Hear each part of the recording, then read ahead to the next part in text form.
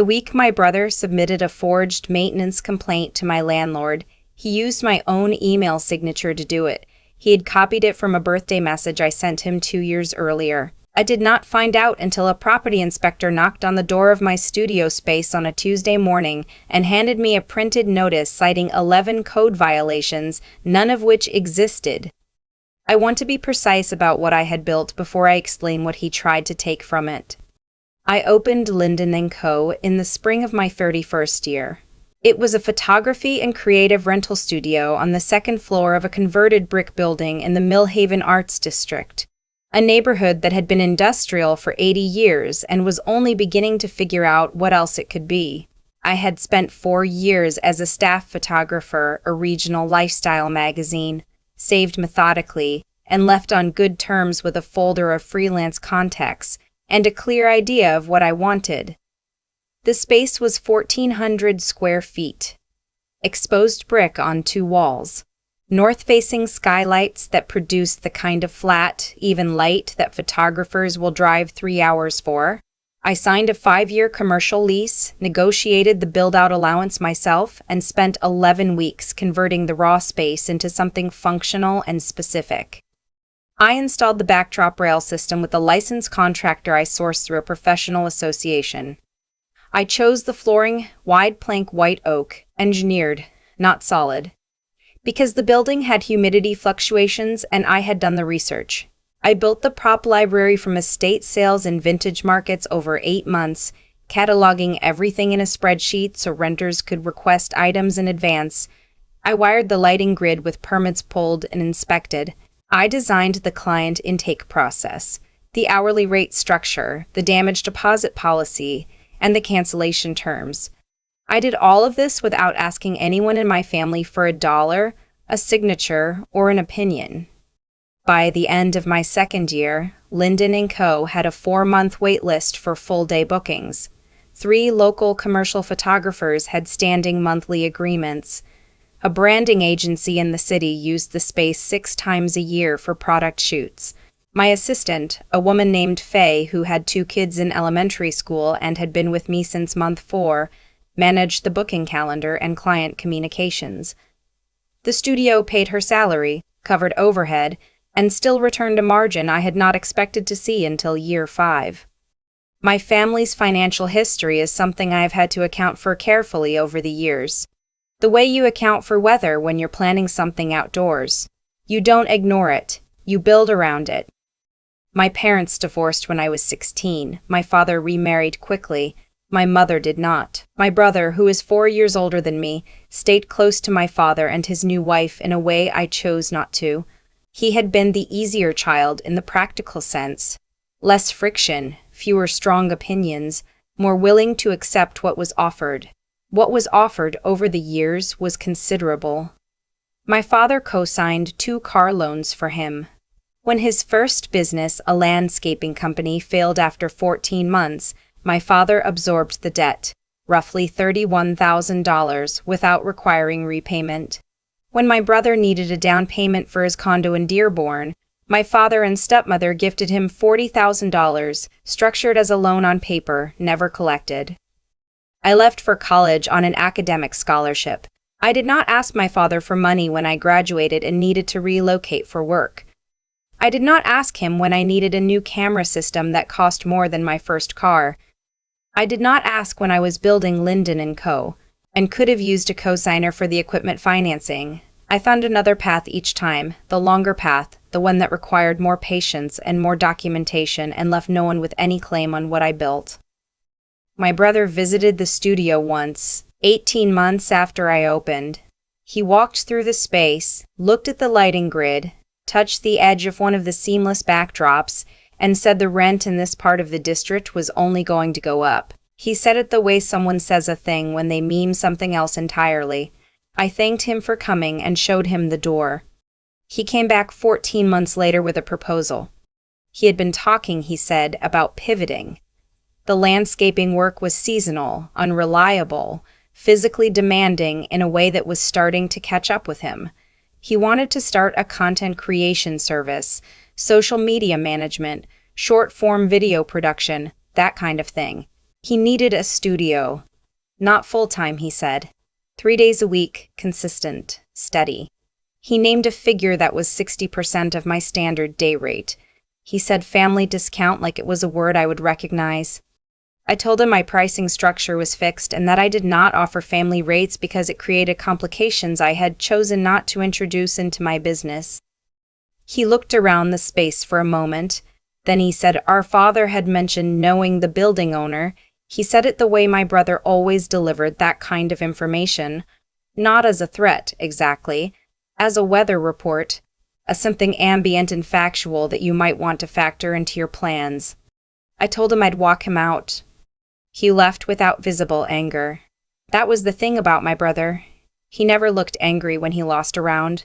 He looked like someone taking notes. The inspector arrived 11 weeks later. His name was Mr. Hensley, and he was apologetic in the practiced way of someone who has delivered bad news to people who did not deserve it before. He handed me the notice. 11 items. Electrical panel access obstruction. Inadequate emergency egress signage. Unpermitted structural modification to the north wall. Ceiling-mounted equipment installed without load calculation. I read through the list standing in the doorway of my own studio while Faye watched from the booking desk with an expression she was working hard to keep neutral. I asked Mr. Hensley who had filed the complaint. He said he was not able to share that information. I thanked him, told him I would respond to each item within the statutory window, and closed the door carefully. Then I called my attorney. Her name is Sandra Park. She is a commercial litigator who had helped me review my original lease before I signed it, and who had become something closer to a trusted advisor over the 4 years since. I had met her through a former client who described her as someone who reads what other people skim. That description turned out to be accurate. I called her on a Wednesday afternoon, read her the 11 items on the notice, and told her about my brother's visit and the comment about our father and the building owner. She asked me to forward her the notice and pull up my lease. Specifically, she said the section on third-party complaints and tenant protections. I had negotiated that section myself. I had asked my contracts attorney to include it after reading about a landlord-tenant dispute involving a competing studio in another city, a case where a third party had filed a false complaint to trigger an inspection and create grounds for lease termination. The clause I had insisted on, which my contracts attorney had drafted to my specifications, established that any third-party complaint resulting in an inspection that found 0 verified violations would constitute grounds for a tortious interference claim against the complainant, and that the tenant would retain the right to pursue damages, including lost revenue, during any period the business was disrupted. Sandra read it in 3 minutes. She said, "Does your brother know about this clause?" I told her I doubted it. She said, "Let's find out who filed the complaint." It took Sandra's firm 6 days to subpoena the complaint records through a public records request cross-referenced with the city's inspection database. The complaint had been filed electronically. The email address used was a variant of my professional email. 1 letter transposed, easy to miss at a glance. The signature block at the bottom of the complaint email was identical to the one I used in my professional correspondence, pulled from a message I'd sent my brother 2 years earlier congratulating him on moving into his condo.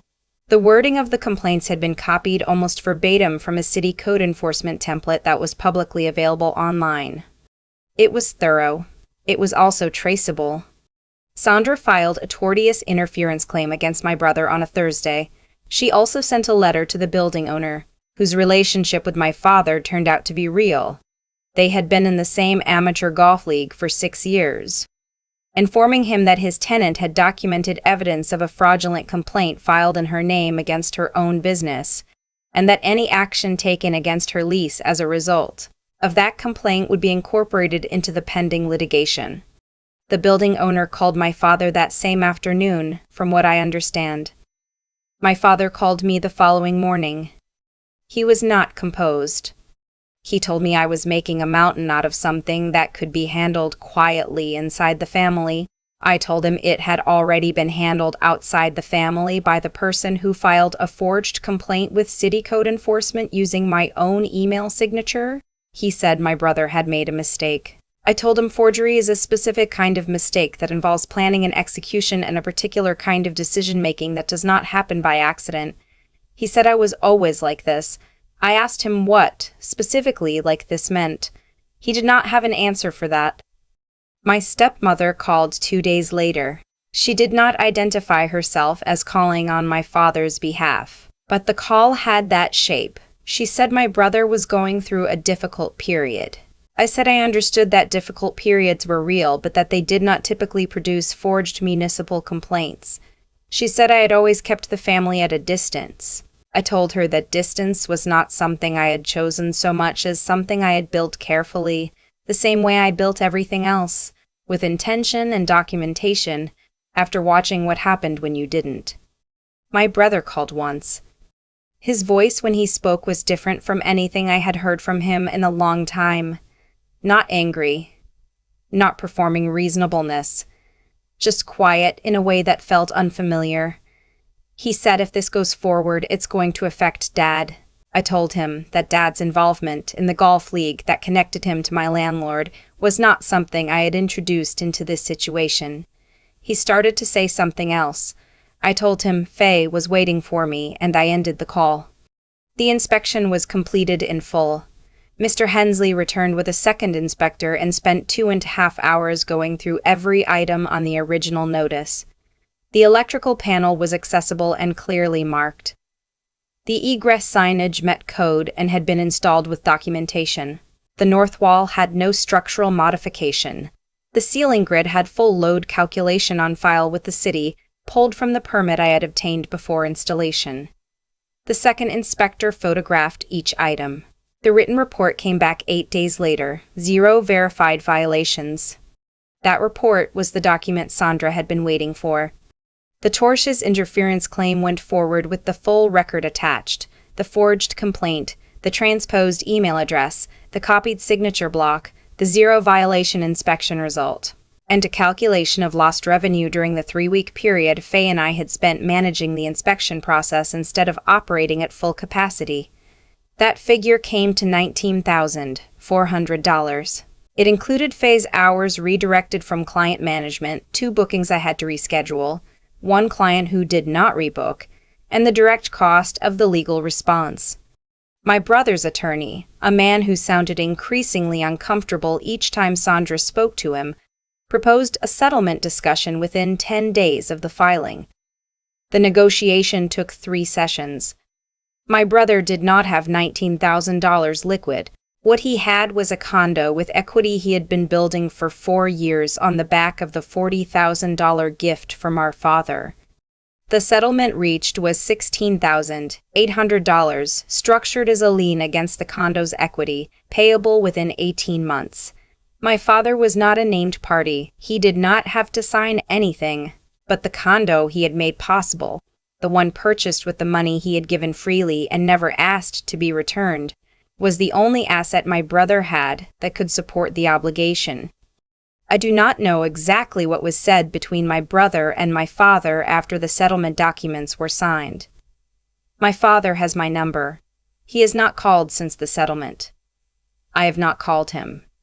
We exist, the way families sometimes do after something like this, in a kind of parallel quiet. Same city, overlapping in the abstract, no longer in actual contact. My brother never filed anything with anyone again as far as I know. He left the content creation idea alone. I don't know what he's doing now for work, and I have not asked. Faye came back from her lunch break on the day the settlement was finalized, set a small succulent in a terracotta pot on the corner of her desk, and said she had bought it for the studio because she thought it could use something alive and low maintenance. I told her that was a good description of most things worth keeping. She laughed. We went back to work. Linden & Co. is open 5 days a week. The waitlist for full-day bookings is currently at 11 weeks. The white oak floors still hold. The skylight on the north wall still produces that flat, even light in the morning that makes photographers drive distances they do not fully justify to their scheduling apps.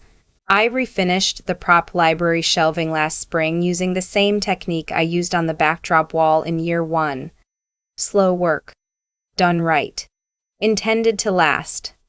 The forged email with my signature on it is in a folder in Sandra's office, and a copy is on my hard drive, and a copy is in cloud storage with two-factor authentication, because I am the kind of person who learned, early and specifically, that documentation is not paranoia.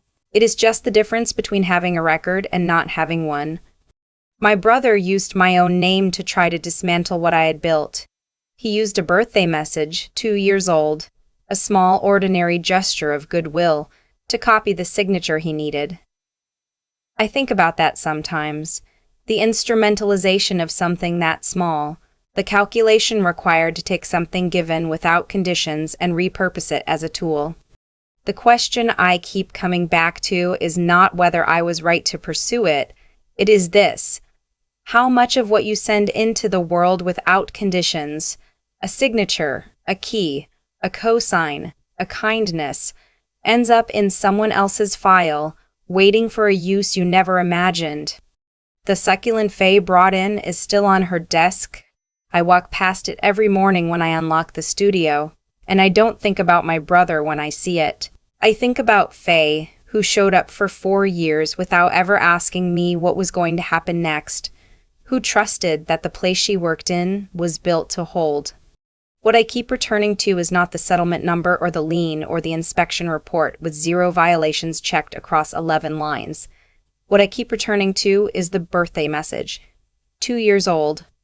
A small, ordinary thing I sent without a second thought. He kept it. He waited. He used the signature at the bottom to construct something designed to undo what I had spent years building. That kind of patience in the wrong direction is what people rarely talk about when they talk about family conflict. It is not impulsive. It requires a specific kind of calculation, and calculation requires a choice. I made choices too. Every clause I negotiated, every permit I pulled, every piece of documentation I filed in a folder instead of a drawer, those were choices. Not because I saw my brother coming. I didn't. But because I had learned early that the difference between having a record and not having one is the difference between being able to act and being left to explain. I had watched what happened when people built things on good faith alone and left no paper trail. I decided that was not going to be my story. That decision, made years before any of this happened, is what made the outcome possible. There is something I want to be honest about, because I think it matters. Doing the right thing in this situation was not the hard part. The hard part was doing it without letting what he did change the way I move through the world. When someone you grew up with turns a gesture of goodwill into a tool against you, the instinct is to close everything down, to stop sending birthday messages, to stop extending anything without conditions. I understand that instinct. I have felt it, but I do not think it is the right response, and here is why. If I let his choices determine the shape of how I treat the next person, then the damage he intended to do reaches further than the studio. It reaches into how I work, how I trust, how I build. That is a cost I was not willing to pay. What this whole thing required of me, the part nobody sees in the settlement documents, was the willingness to stay clear-headed when it would have been easier to be reactive. To keep doing the work while the inspection was pending. To let Sandra handle what Sandra was built to handle, instead of making it personal in a way that would have served nobody. Faye needed her paycheck processed. The clients on the wait list needed their bookings confirmed. The studio needed to keep operating like the stable thing I had always intended it to be. I owed it to all of that to stay functional, not just righteous. I think about the white oak floors sometimes. I chose engineered over solid because I had researched the humidity in the building and I knew solid would warp. Nobody saw that decision. Nobody was going to congratulate me for it. I just knew it was the right material for what I was building, and I made the call accordingly. That is, I think, the only way anything real gets built, not for recognition, not against someone, but because the work itself deserves to be done correctly. The condo is still there. My brother still lives in it, paying down a lien against the equity my father gave him. My father has my number. I have not blocked it. We exist in a particular kind of quiet that I did not choose but have accepted. The studio is open. Faye got a raise. The north skylight still does what I designed it to do. That is enough.